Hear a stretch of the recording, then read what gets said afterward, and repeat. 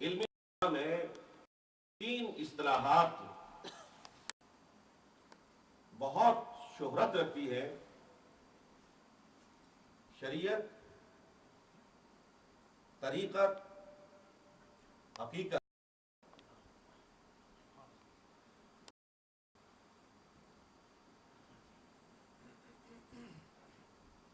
اور اگر آپ ان تینوں اصطلاحات کے معنی اور مفاہیم پر اور جو کچھ اہل علم نے ان اصطلاحات کی تشریح و توضیح کی ہے اس کا بنظر غائب جائزہ لیں تو سب سے اوپر جو چیز نظر آتی ہے وہ شریعت مطہرہ ہے۔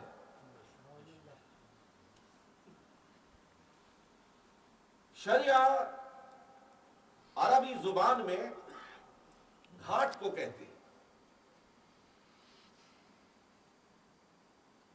ایسا آب زلال جس سے سیراب ہو کر لوگ حیات سرمدی حاصل کر لیتے ہیں۔ سبحان اللہ۔ طریقت طریق سے ہے، طریق پگڈنڈی کو کہتے ہیں۔ آپ لوگ یہاں برطانیہ میں مقیم ہیں لیکن آپ کا بیک گراؤنڈ مختلف دیہاتوں سے ہے۔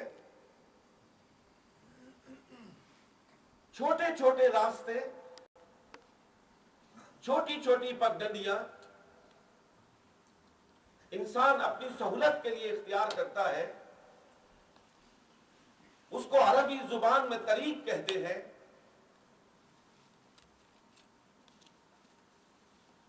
جس طریق اور طریقت کی میں بات کر رہا ہوں وہ تمام طریق، اور آسان لفظوں میں عرض کرنا چاہتا ہوں کہ وہ طریق نقشبندیوں کا ہو، وہ طریق چشتیوں کا ہو، وہ طریق سہروردیوں کا ہو، وہ طریق قادریوں کا ہو، وہ طریق خواجہ معین الدین چشتی اجمیری کا ہو، وہ طریق خواجہ بہاؤالدین نقشبندی کا ہو، وہ طریق امام ربانی مجدد الفسانی کا ہو، وہ طریق داتا علی حجویری کا ہو، یہ سارے طریق چلے آ رہے ہیں لیکن ان کی منزل وہ شریعہ ہے، وہ گھاٹ ہے، وہ آب زلال ہے جو محمد الرسول اللہ صلی اللہ علیہ وسلم کی سنت مطہرہ سے عبارت ہے۔ نعرہ تکبیر، اللہ اکبر، نعرہ رسالت، یا رسول اللہ، نعرہ حیدری، یا علی، سبحان اللہ، سبحان اللہ، ماشاءاللہ۔ حضرات، طریقت، تصوف اس حسن اخلاص کا نام ہے، عمل کے بعد حاصل ہونے والی اس پاکیزگی کا نام ہے، جہد مسلسل کے بعد اس طہارت کا نام ہے جو شریعت مطہرہ پر عمل کرنے سے انسان کے قلب و ذہن میں پیدا ہوتی ہے۔ شریعت اور اس طریقت کو جدا یوں نہیں کیا جا سکتا جس طرح جسم کو اور روح کو الگ الگ کر دیا جائے تو پھر جسم ایک ایسی چیز بن جاتی ہے کہ جس کا اس زمین پر کوئی مصرف باقی نہیں رہتا ہے۔ حضرات محترم، شریعت کا تعلق قال رسول صلی اللہ علیہ وآلہ وسلم سے ہے اور حقیقت اور تصوف کا تعلق حال محمد الرسول اللہ صلی اللہ علیہ وسلم سے ہے۔ سبحان اللہ، ماشاءاللہ۔ قال احادیث طیبہ میں ملتا ہے، قال फुकहा की किताबों में मिलता है, कान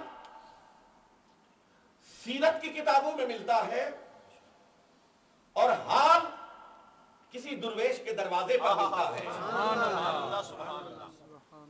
मैं शायद इस मिसाल से अपनी बात का इबलाग करने में कामयाब हो जाऊं कि आप ये चाहें कि मैं नमाज को कैसे अदा करूं, तो उसके लिए आपके पास अहादीस तय्यबा का ज़ख़ीरा मौजूद है, आपके पास फुकहा की काविशें मौजूद हैं। आपने कैसे हाथ उठाना है, कहां तक लेके जाना है, फिर उसे कहां बांधना है, फिर किस तरह रकू करना है, फिर किस तरह सजदा करना है, फिर किस तरह कादा है, फिर किस तरह कयाम है, ये सारे का सारा ज़ख़ीरा कुतुबे अहादीस में मौजूद, कुतुबे फ़िक़्ह में मौजूद। लेकिन सैयदा तय्यबा ताहिरा आयशा सिद्दीका रज़ी अल्लाह तआला अन्हा फरमाती है कि मैं रात के पिछले पहर अपने आका व मौला अलैहिस्सलातु वस्सलाम को इस कैफियत में देखती थी कि सरकार का सर अक़दस सजदे में होता था, जुबान पर सुभान रब्बियल आला की तस्बीहात होती थी, और सीना मोहम्मद मुस्तफा से ऐसी आवाज आ रही होती थी जैसे हंडिया उबल रही है। हज़रात मोहतरम, मैं कहना ये चाहता हूं कि सुभान रब्बियल आला का जिक्र हदीस में मिलता है, आप पढ़ के अंदाजा कर सकते हैं, जान सकते हैं कि क्या पढ़ना चाहिए, कैसे पढ़ना चाहिए, उसकी अदायगी कैसे होनी चाहिए।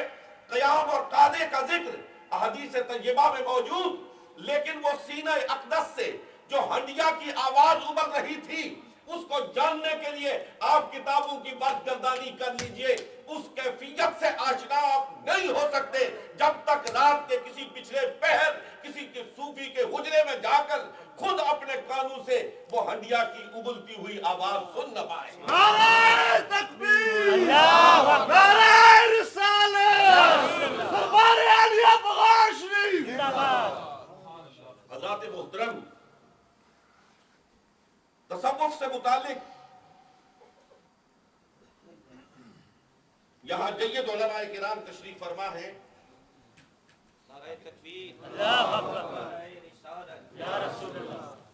गिरोहों में बटे हुए नजर आते हैं। एक वो गिरोह है जिसने तसव्वुफ का बिल्कुलिया इनकार किया, कभी उसे चुनिया बेगम कहा, कभी उसे मोहलिक टीका कहा, कभी उसे बिदात करार दिया,